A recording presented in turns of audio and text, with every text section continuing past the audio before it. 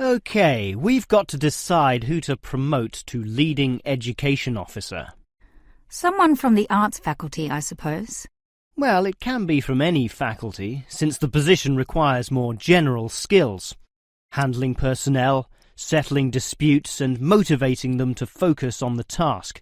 It was the last position which involved computer knowledge, not this one. Surely computer knowledge would help. So too would knowledge in the arts. Sure, it would help, but the key criterion is being able to direct the staff appropriately. So it doesn't matter then from which faculty we select our candidates? Not really, but I've already looked at those from computing and rejected them all. Why? They're all too new, lacking in sufficient experience, whereas these ones from the business faculty are long-timers, so we'll take someone from there. I suppose you're right.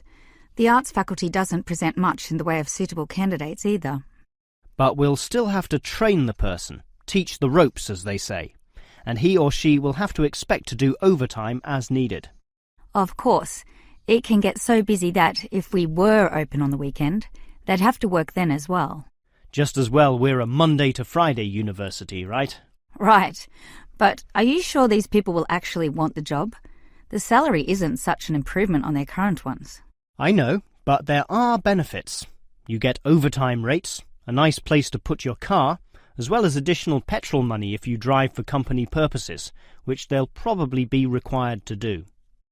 But those benefits are quite limited, especially given all the work and responsibility involved. People often don't like that. They prefer the creative freedom of less senior teaching positions. Yeah, I know.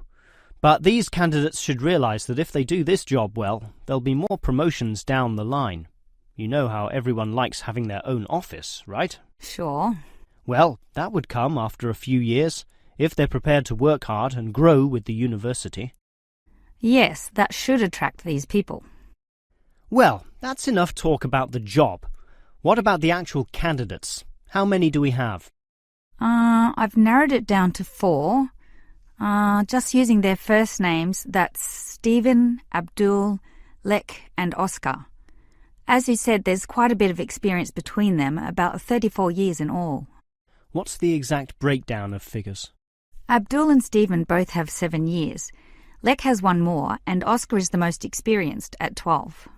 But who's the most qualified? Stephen and Abdul have an MBA.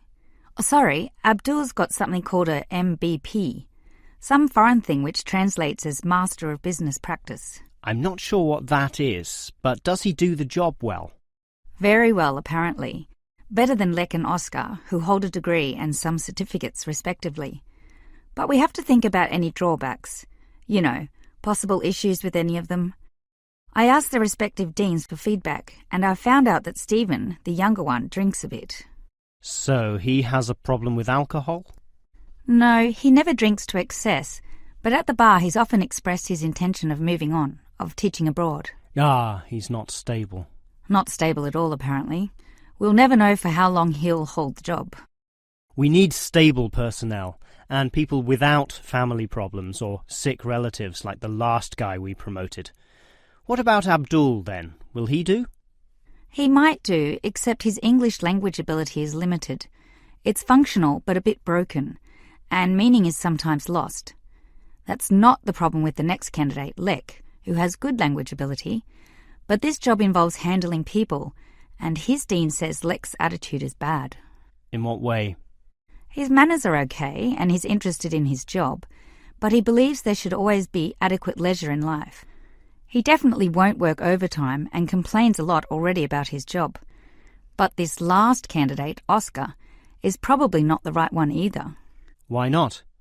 Not another problem with language. His first language isn't English, but he speaks it well enough. He's stable with a good attitude, but his age is the problem. Age is not a problem. That would be ageism, and I don't believe in that. But with his age comes health problems as well, and serious ones at that. Oh, that might be an issue then.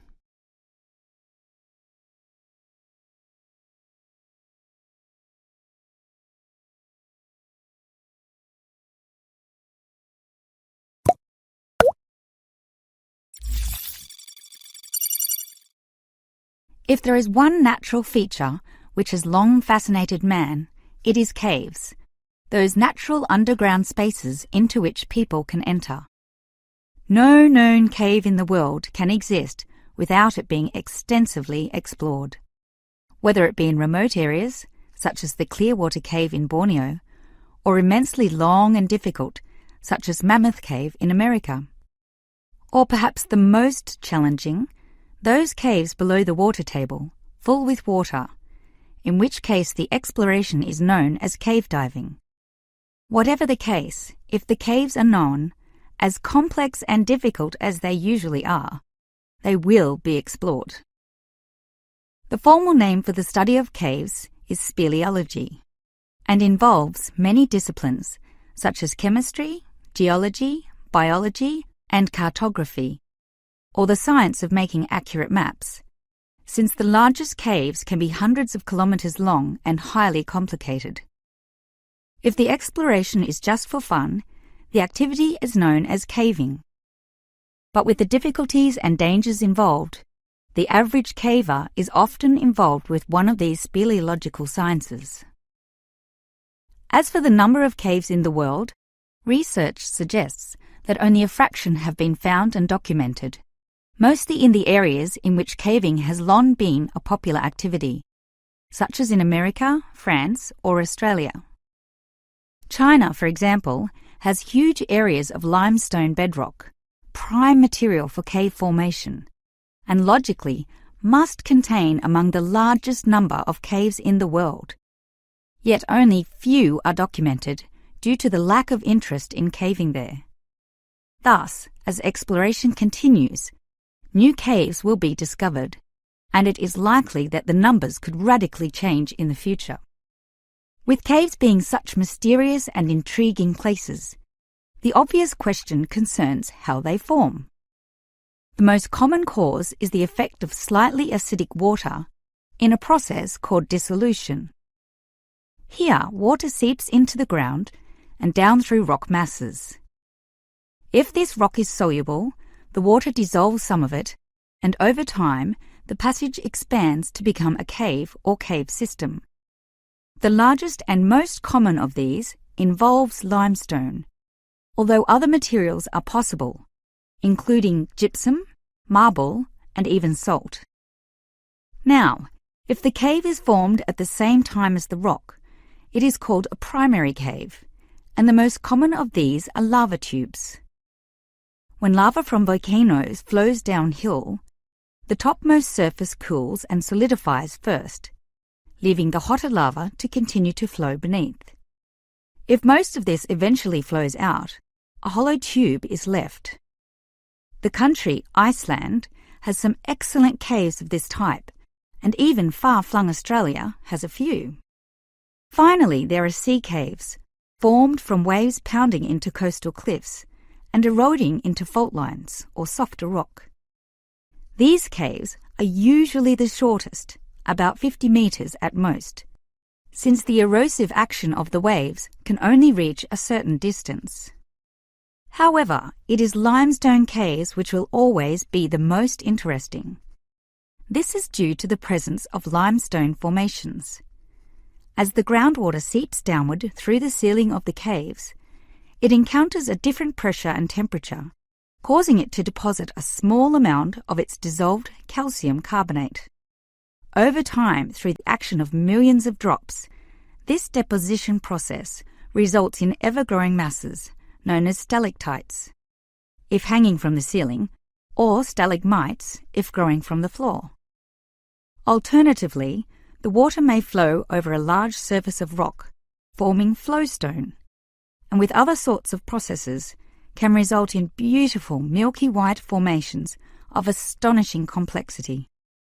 One of the best examples of this, as well as of what surprising discoveries may yet await, is the Lechuguilla Cave in New Mexico. In the 1950s, some cavers heard the sound of wind underneath some large boulders on the cave floor, a clear sign of a deeper passageway. It took until 1984 for a group of cavers to gain permission to start digging, and 2 years later, in 1986, they broke through into a walkable passageway, unlocking one of the longest cave systems in the world, the deepest in America, and some of the most beautiful formations ever found. Unusually, many of these were yellow with sulfur, suggesting that the caves were a result of hydrogen sulfide from nearby oil deposits. This was forced through fracture lines, combining with existing groundwater to form sulfuric acid, dissolving the limestone from the bottom up instead of the normal top-down seepage which characterizes most limestone cave formations.